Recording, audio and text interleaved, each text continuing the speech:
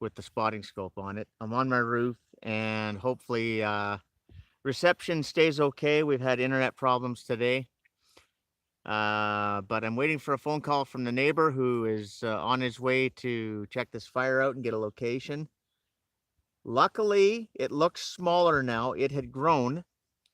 That's almost, you see the dark part of it, that's almost as wide as it was when I first noticed it about 45 minutes ago. It's been going for about an hour. And it was 4 times that wide about 20 minutes ago. So we haven't seen planes or helicopters or heard them. And a police car went by a while ago, but no fire trucks. But again, I'm guessing that the fire response would be coming from a different direction. It wouldn't go past our house. So we wouldn't. And we haven't heard sirens on the highway south or north of us. So I'm guessing that they'd be coming from the other side of the county. It might not even be in our county. It might be far enough south that could be another county. So I'm having trouble reading chat. I can see somebody's there. But okay, there's a second plume to the left. And that's about how wide the fire was a while ago. So it's obviously a good sized fire. And white smoke mostly.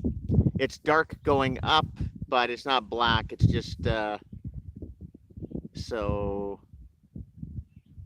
we don't have an exact location yet. A neighbor, I called him to say, hey, let's go have a look, and he's like, I'm already on my way. So but it's really wide. I mean, that could be half a mile wide at this point, where those 2 plumes are coming up. If that is about, he figures it's about 10 kilometers from here, cross country. And if it is, that could be a very wide, very large fire. It's getting bigger, as you can see. And it's going pretty hard. Now, luckily, that is southwest of us. The winds are out of the west. But and that actually, I'm just looking right now. No, it is not. The lake is, sorry, I know I'm bumping the camera. The lake is over that way. If you can see, there's a hill. That's Buck Mountain, they call it.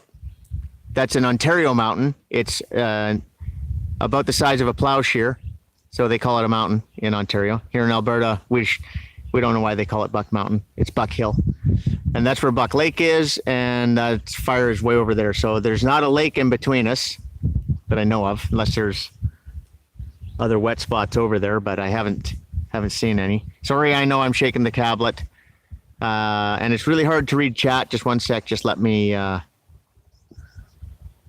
I can't read chat.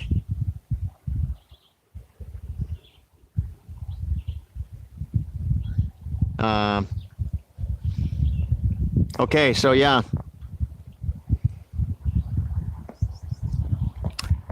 So I went live to see if he would phone me. To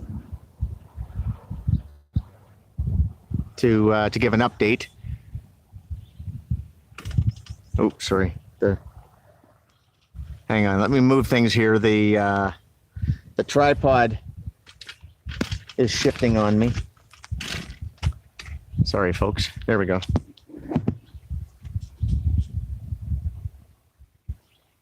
Not a chemtrail in the sky. We've noticed the last couple of days, it's been absolutely beautiful, which means they're trying to keep it from raining, of course, right? And but again, we had another shot of rain yesterday. So even though they're trying to keep it from raining around here, we luckily here have been getting rain. Now, I talked to a neighbor. He's not very far away from us, and he's only had like 1.5 inches in the last couple of weeks. We've had over 4 inches here. So everything is lush here and doing well. But of course that can change with heat and wind, right? Oh, I do see a helicopter. You can't see it on screen, and I'm not going to try and zoom in. But the larger trees standing to the left of the screen, I just saw a helicopter go behind them. So it looks like they are possibly, hopefully attacking the fire, or that might have only been a survey, somebody flying past. And I know, I'm sorry that things are shaky. This is the only way I can go live and show you is with this tablet. So let me keep an eye on things. Oh, okay. Now, I'll try.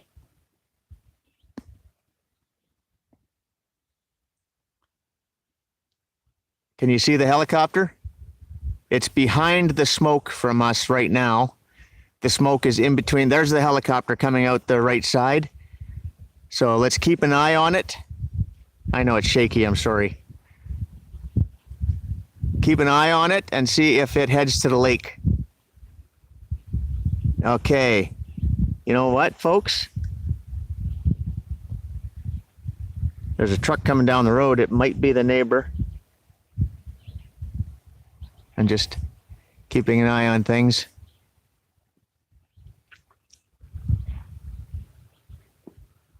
No, don't recognize the vehicle once it gets close enough. Okay, I am going to try and hold this. At the same time, I'm going to move the spotting scope because I want to see if I can find that helicopter.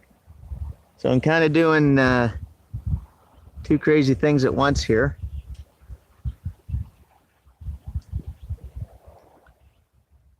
So yeah.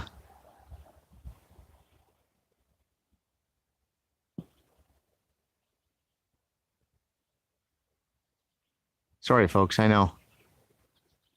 But I'm trying to use the spotting scope to see if I can find that helicopter. Because I want to see if it's going to go down to the lake.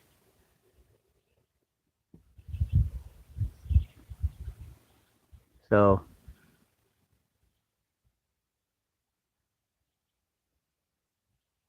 because it's heading that way. The helicopter is heading in that direction. And if it went beyond the hills there to go down to the lake, I wouldn't be able to see it. I can't find it with the spotting scope, but that fire is getting wider. That fire is getting wider as we speak. It looks like it's two distinct plumes of smoke. And